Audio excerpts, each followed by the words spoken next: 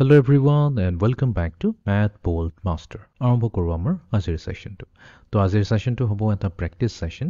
তো আমি unit ফ্ৰেকশনছ identify কৰিবলৈ শিকিম। So let's go.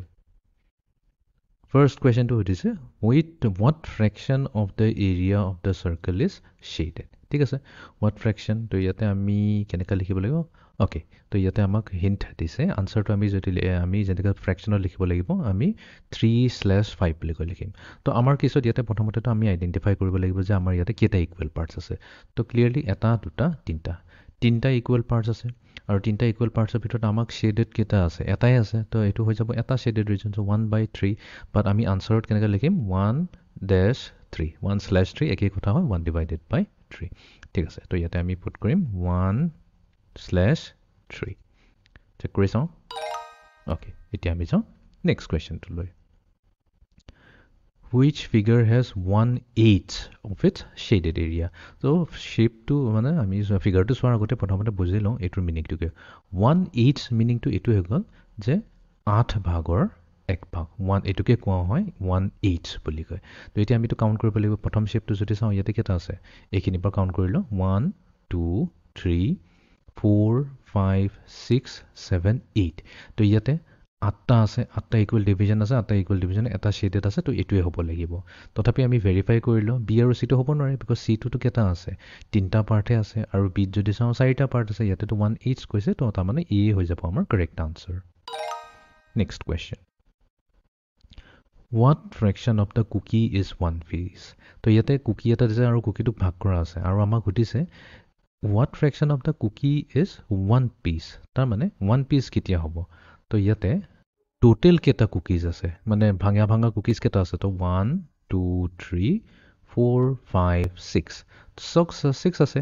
তো এইটোকে আমি ক'ম ইয়াতে আছে আমাৰ হোৱাট ফ্ৰেকশ্যন অফ 1 piece। এতিয়া যদি এটা পিচ লওঁ তাৰমানে কি ল'ব পাৰোঁ? 1ৰ পৰা 6টা ইকুৱেল পাৰ্টছ আছে, 6টাৰ পৰা 1 পিচ ল'ম। ঠিক আছে, 1/6 হৈ যায়। তাকে আমি কওঁ 1/6 SIXTHS। ঠিক আছে, তো 1/6। যদি এইটো 1 নহয় পেলাই 2 হ'লেহেঁতেন তেতিয়া আমি 2/6। 3টা হ'লে 3/6 বুলি ক'লোহেঁতেন। তো তাৰমানে আমাৰ অপশ্যন হৈ যাব 1/6। ঠিক আছে, চেক কৰি চাওঁ। Okay, next question. Vitor tries to throw a frisbee to Kaylee, but instead it lands in the mud. তো ভিতৰে কেলি কি কৰিলে? এটা ফ্ৰিজবি এটা দলিয়ালে। ফ্ৰিজবি দলিয়ামতে কিন্তু এইটো ক'ত পৰিলে? মাটিত পৰিলে। মাটিত পৰাৰ লগে লগে কি হয়? When Kaylee picks up the frisbee, she sees that the muddy part and non-muddy part of the frisbee are the same size. তো যেতিয়া বোকাত পৰিলে, বোকাত পৰাৰ পিছত কেলিয়ে গৈ পেলাই উঠালে, কাৰণ প্ৰথমতে এইটো ভিতৰে পেলাইছিলে, কেলিয়ে ধৰিব লাগিছিলে, বাট কেলিয়ে ধৰিব নোৱাৰিলে আৰু সেইটো বোকাত পৰিলে। যেতিয়া বোকাৰ পৰা উঠালে তাই দেখা পালে যে আধা পাৰ্টটো কি আছে? আধা পাৰ্টটো বোকাৰে এইটো হৈছে ভিজি আছে আৰু আধা পাৰ্টটো চাফা হৈ আছে। আৰু গম পাইছে যে একজেক্টলি দেখা পাইছে যে কেলিয়ে দেখা পালে যে একজেক্টলি ইকুৱেল পাৰ্টত হৈছে। তো ইয়াতে কৈছে the মাড কভাৰ্ছ 1 of 2 equal sized sections of the frisbee. এতিয়া আমাক কুৱেশ্যন দিছে what fraction of the frisbee is covered in mud? তো আমাৰ কেইটা পাৰ্ট আছে? দুটা পাৰ্ট আছে, ওপৰৰ পাৰ্ট আৰু তলৰ পাৰ্ট। ওপৰটো লেতেৰা পাৰ্ট আৰু তলৰটো চাফা পাৰ্ট। তো দুটা পাৰ্টৰ পৰা আমাৰ কেইটা পাৰ্ট বোকাৰে ভিজি আছিল? এটা পাৰ্ট, তো 1/2। তো আমি আনচাৰ ইয়াতে লিখিব লাগিব 1/2, তাৰমানে 1/2। Okay, next question. What fraction of the area of the circle is shaded? তো আমি কাউণ্ট কৰিলোঁ 1 2 3 4 5 6 7 8। তো টোটেল 8টা পাৰ্ট আছে। 8টা পাৰ্টৰে এটা পৰ্শ্যন আমি কি কৰিছোঁ? শ্বেড কৰা আছে। এইটো আকৌ 4/8 লিখি নিদিবা, বিকজ 4টোতো মই জাষ্ট নাম্বাৰিং কৰিবৰ কাৰণে দিছোঁ। তো ইয়াতে এটা পৰ্শ্যনে আছে যোনটো শ্বেড কৰা আছে। আৰু আমাক কৈছে কোনটো পাৰ্ট শ্বেড কৰা আছে। তো সেইটোৰ ফ্ৰেকশ্যনটো ওলাব লাগে। তো আমাৰ আনচাৰ হৈ যাব 1/8, বা আমি লিখিম এইটো 1/8 1/8, একেই কথা। Next question. Which figure has 1/4 of its area shaded? তো এতিয়া প্ৰথম ফিগাৰটো চাব লাগিব। এতিয়া গোটেইকেইটা ট্ৰাইংগলটো ইকুৱেলি দেখা গৈছে। তো আৰু ইয়াতে আছে 1 2 3 4। 4ৰ ভিতৰত এটা পাৰ্ট শ্বেড কৰা আছে, সেইটোকে আমি কি বুলি কওঁ? 1/4 বুলি কওঁ। ঠিক আছে, নেক্সটটোত যদি চাওঁ নেক্সট ফিগাৰটোত ইয়াতে আছে আমাৰ 1 2 3 4 5 6।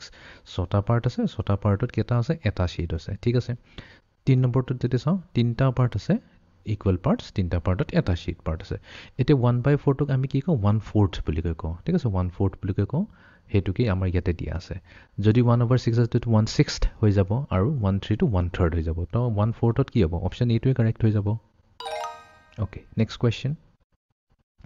what fraction of the pizza is 1 piece? তো এটা পিজ্জা দিছে পিজ্জাটো কেইটা পিছত ভাগ কৰা আছে 1 2 3 4 5 6 7 8 আঠটা ইকুৱেল পিছত এইটো ডিভাইড কৰা আছে ঠিক আছে ফাইন এতিয়া আমাক সুধিছে এটা পিচ কিমান হ'ব তো টোটেল ইকুৱেল পাৰ্টছ আছে আঠটা এটা পিচে ধৰিব লাগে বিকজ 1 পিচ বুলি কৈছে তো 1/8 কওঁ বা 1/8 বুলি কওঁ এটোক আমি 1/8 বুলি কওঁ EIGHTH 1/8 কথা হৈছে তো তাৰ মানে আমাৰ অপচন 8 ৱে কাৰেক্ট হৈ যাব তো এইটোৱে আছিল আমাৰ আজিৰ সেশনটো আইডেন্টিফাই ইউনিট ফ্ৰেকশনছ তো আজিৰ সেশনটো এইখিনিতে সমাপ্ত কৰিলো see you in the next session thank U